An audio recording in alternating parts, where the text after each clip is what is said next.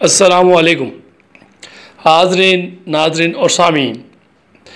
میں آپ کا میزبان ڈاکٹر شہزاد شمیم اور میرے ساتھ موجود ہیں قرآنی اسکالر ایز اے اسپیکر جناب انجینئر محمد فیلشاد صاحب۔ تو آج کا موضوع ہے الصلاۃ یعنی نماز کے اوقات قرآن کی نظر میں۔ اس پہ وہ گفتگو کریں گے اور بتائیں گے کہ قرآن مجید میں کتنی نمازوں کا ذکر ہے اور کن کن اوقات میں ہے۔ تو ناؤ مائک ٹو انجینئر محمد فیل شاد صاحب۔ السلام علیکم۔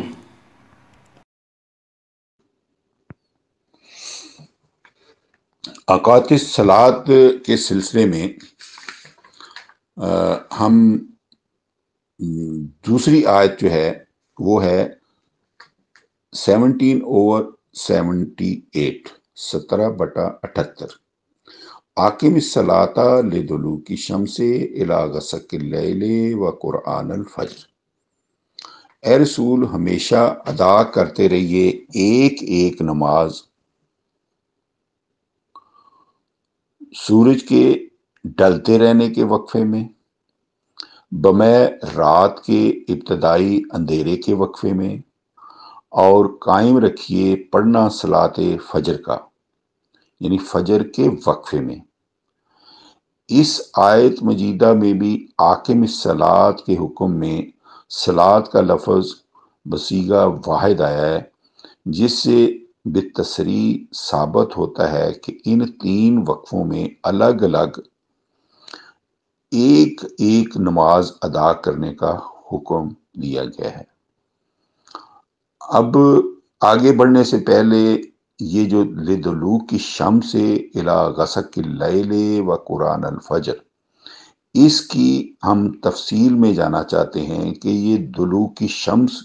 کیا ہے، کہ جس کا معنی ہے سورج کے ڈھلتے رہنے کے وقفہ۔ تو یہ جو دلکت الشمس دلوکن، تو سورج ڈھلا یا زرد رنگ ہوا یا پھر گیا، یہ تینوں الفاظ سورج کے لگاتار ڈھلتے رہنے کے اس وقفے کی وضاحت کرتے ہیں جو کہ ڈکشنری سے لیا گیا ہے۔ تو اب 11/114 میں ہم نے پڑھا تھا تعرفہ النہار، کہ الفاظ میں دن کے دو حصوں میں سے دوسرے حصے یعنی زوال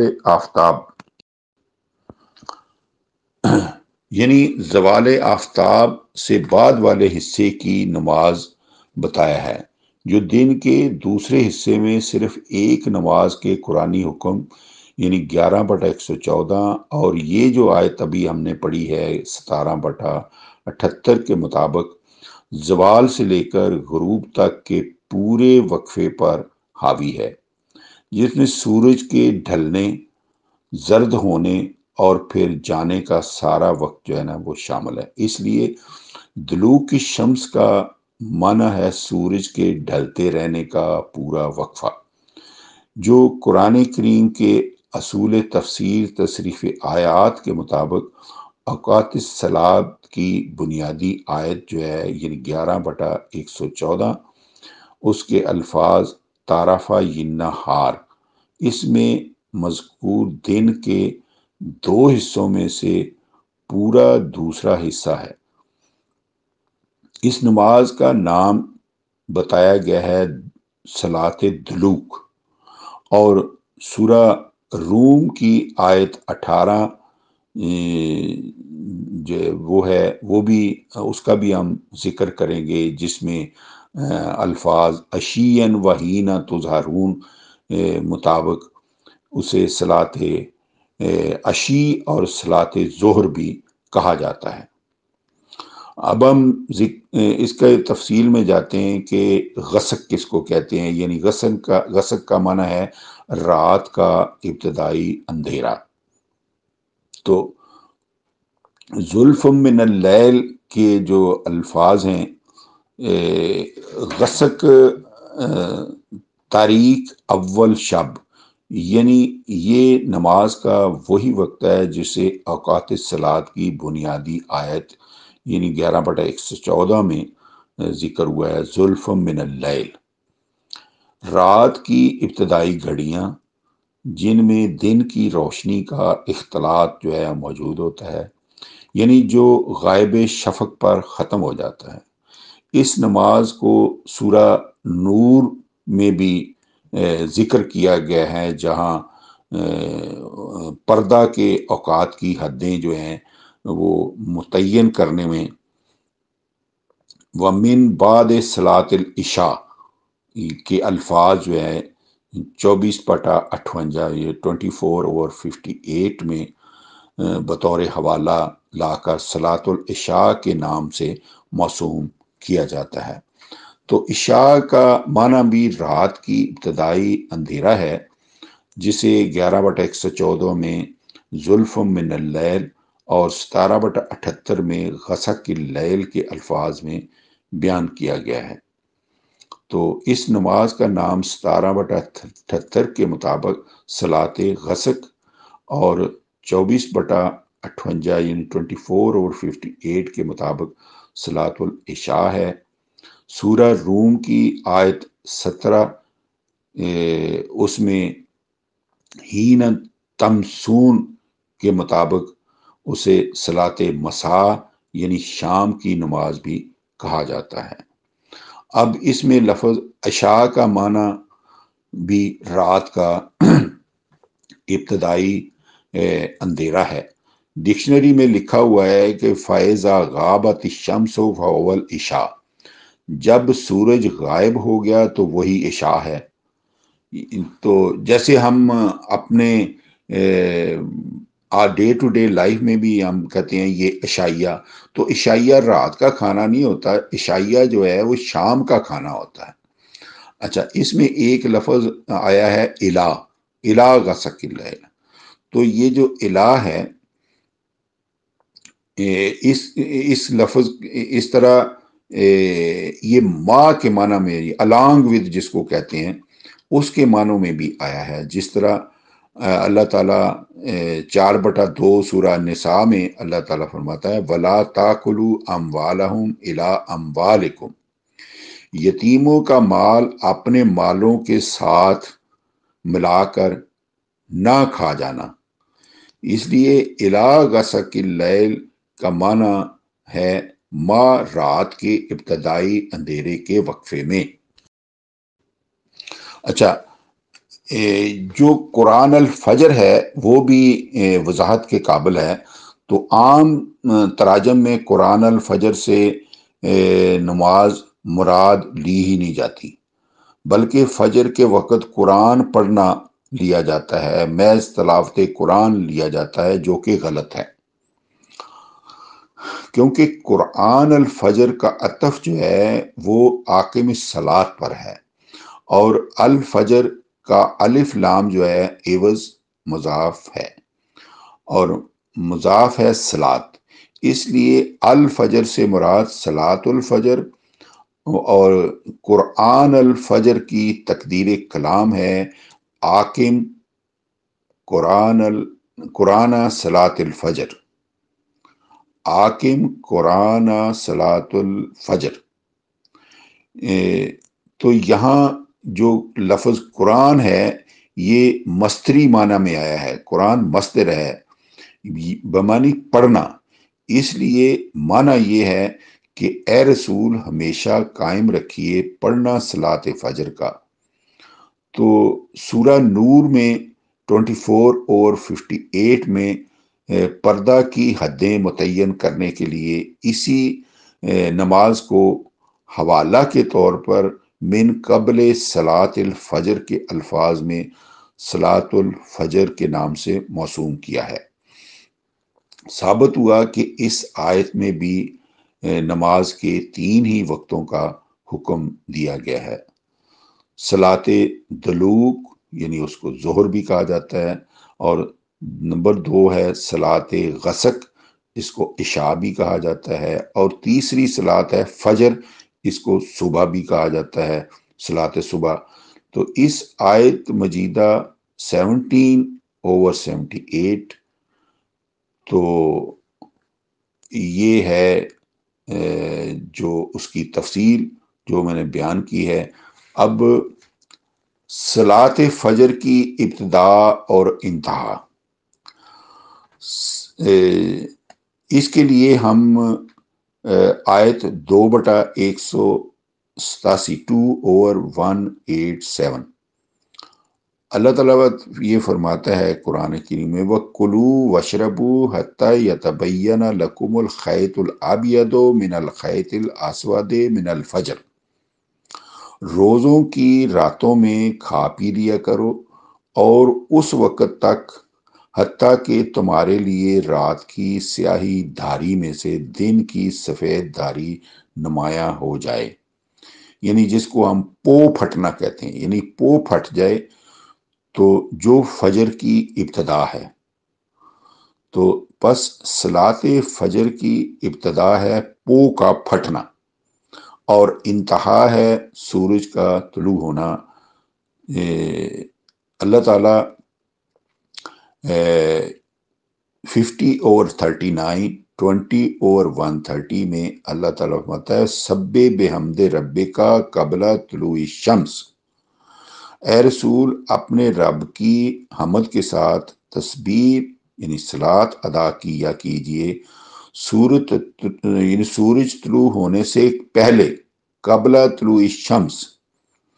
تو یہ صلاۃ الفجر کی انتہا جو ہے اس کی حد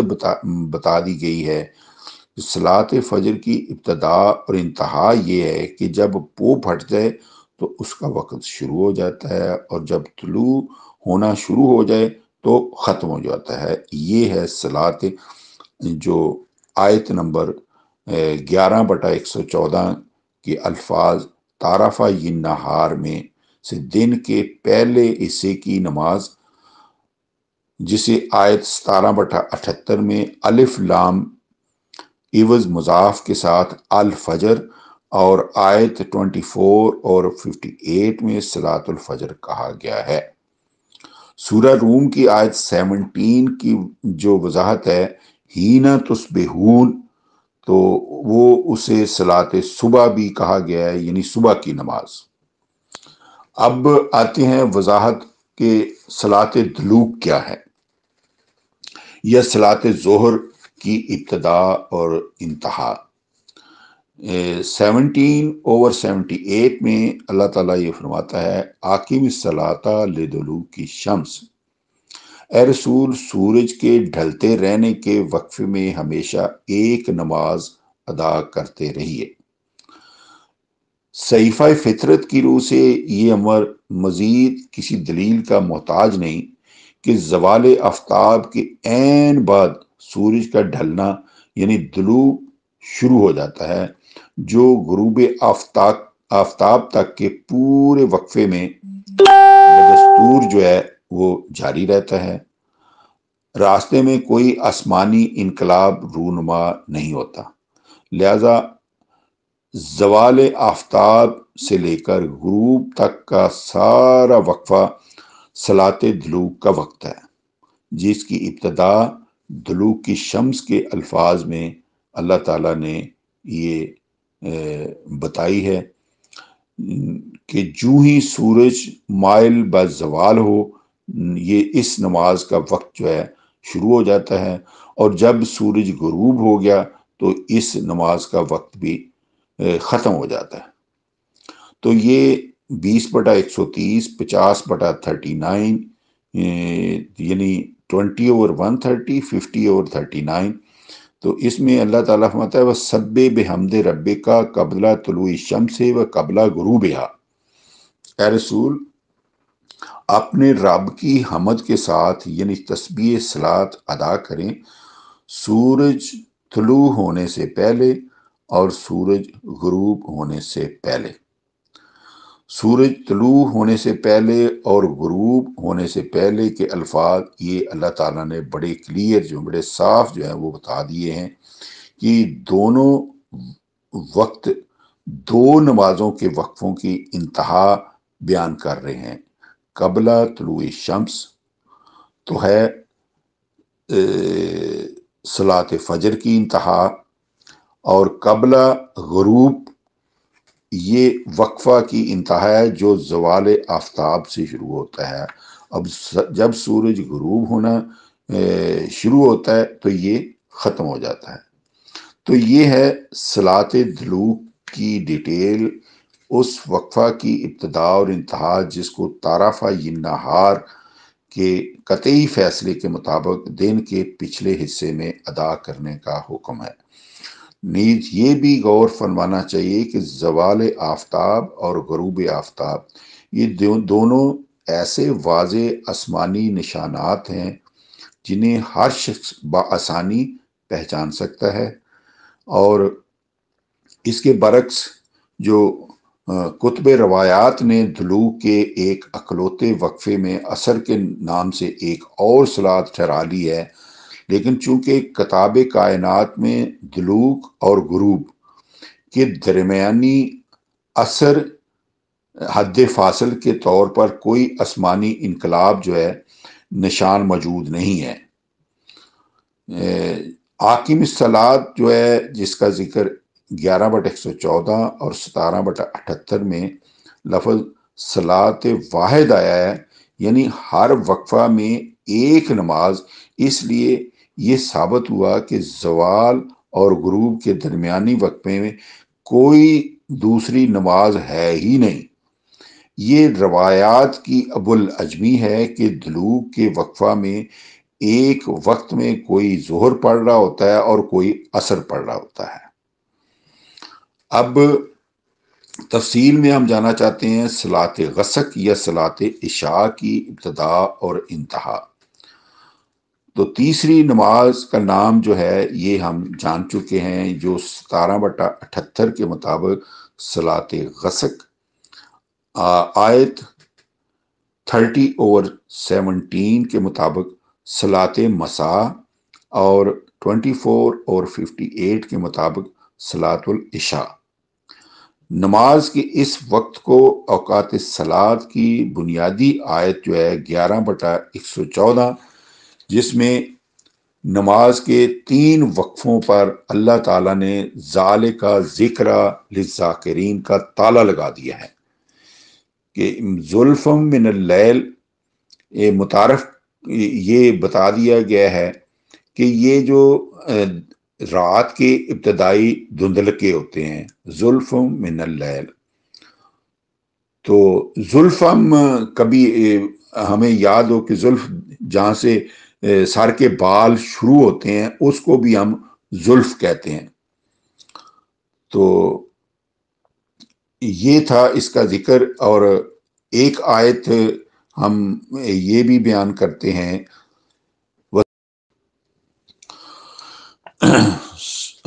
صلاۃ کے اس سلسلے میں ایک آیت ہے 50/39 اور 40، وَسَبِّحْ بِحَمْدِ رَبِّكَ قَبْلَ طُلُوعِ الشَّمْسِ وَقَبْلَ غُرُوبِهَا وَمِنَ اللَّيْلِ فَسَبِّحْهُ وَأَدْبَارَ السُّجُودِ، اور اپنے رب کی حمد کے ساتھ تسبیح صلات ادا کیا کر سورج طلوع ہونے سے پہلے اور اس کے غروب ہونے سے پہلے، اور رات کی ابتدائی گھڑیوں میں بھی اپنے رب کی حمد کے ساتھ تسبیح صلات کیا کر، اور سجدوں کے بعد بھی۔ تو ایک آیت اور ہم ذکر کرتے ہیں، وہ ہے 20/130۔ اللہ تعالیٰ فرماتے ہیں کہ قرآن کریم میں سبح بحمد ربک قبل طلوع الشمس وقبل غروبها ومن آناء اللیل فسبح واطراف النہار لعلک ترضی۔ اے رسول، تسبیح صلات ادا کیا کریں سورج طلوع ہونے سے پہلے اور اس کے غروب ہونے سے پہلے، اور رات کی ابتدائی گھڑیوں میں بھی تسبیح صلات کیا کریں، اور دن کے باقی تمام حصوں میں اپنا فرض منصبی ادا کیا کریں، تاکہ اس کے احسن نتیجہ کی بدولت آپ راضی ہو جائیں۔ تو اس آیت میں فسبح و اطراف النہار سبے کا معنی فرض منصبی کی ادائیگی کا حکم ہے۔ تو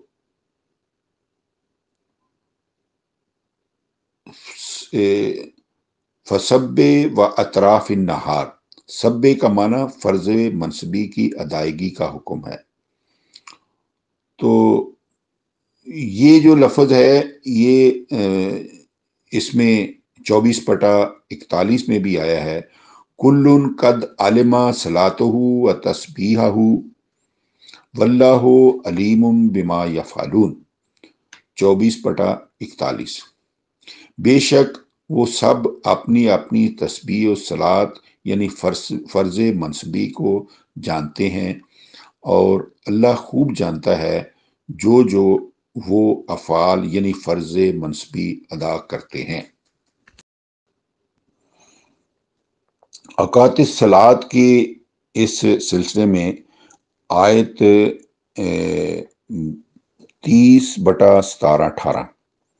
اس کا بھی ذکر کرنا ضروری ہے۔ اللہ تعالیٰ فرماتا ہے فَسُبْحَانَ اللَّهِ حِینَ تُمْسُونَ وَحِینَ تُصْبِحُونَ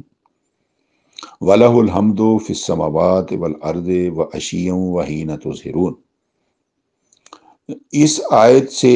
جو اہل روایات ہیں وہ کوشش کرتے ہیں کہ 4 نمازیں جو ہیں ثابت کی جائیں، لیکن غلطی یہ کر جاتے ہیں کہ عشیًا وحِینَ تُظْہِرُونَ کو جو درمیانی واو ہے جو عطف تفسیر ہے وہ یہ سمجھ لیتے ہیں کہ یہ مغائر کی تفسیر ہے، لیکن اوقات الصلاۃ کے متعلقہ جو قرآن کریم میں 6 مقامات آئے ہیں، ہر ایک میں 3 ہی وقتوں کا اللہ تعالیٰ نے حکم دیا ہے۔ خصوصاً جو اوقات الصلاۃ کی بنیادی آیت ہے وہ 11/114 ہے، یعنی 11/114۔ اس میں 3 ہی وقتوں کا اللہ تعالیٰ نے حکم دیا ہے، اور اس پر اچھا یہ جو آیت 20/17-18 اس میں خصوصاً جب اوقات الصلاۃ کی بنیادی آیت جو ہے وہ 11/114 ہے، تو اس میں 3 وقتوں کا اللہ تعالیٰ نے ذکر کیا ہے، اور اس پر ذالک للذاکرین، ذالک ذکر للذاکرین اس کا تالا لگا دیا گیا ہے۔ تو پھر فرض نمازوں کے 3 سے زائد وقت ثابت کرنا یہ قرآن کریم کے صریحاً خلاف ہے، کیونکہ یہ الہی تالا ہرگز نہیں ٹوٹ سکتا۔ تو اب اوقات الصلاۃ کے سلسلے میں یہ ہمارا جو ہے یہ سیشن یہی تھا۔ تو اگر مزید کوئی ڈیٹیل ہو، کسی دوست کو اس سلسلے میں سوال ہوں تو ہم کوشش کریں گے ہم اس کا جواب بھی دیں۔ تو وما علینا الا البلاغ۔ اسی کے ساتھ اجازت دیجیے، آج کا ہمارا سیشن صلاۃ یعنی نماز قرآن مجید کی روشنی میں، اب اس کے بعد ایک نئی نشست کے ساتھ جلدی آپ کی خدمت میں حاضر ہوں گے۔ اللہ آپ کا اور ہمارا ہم سب کا حامی و ناصر ہو۔ اجازت دیجیے، اللہ حافظ۔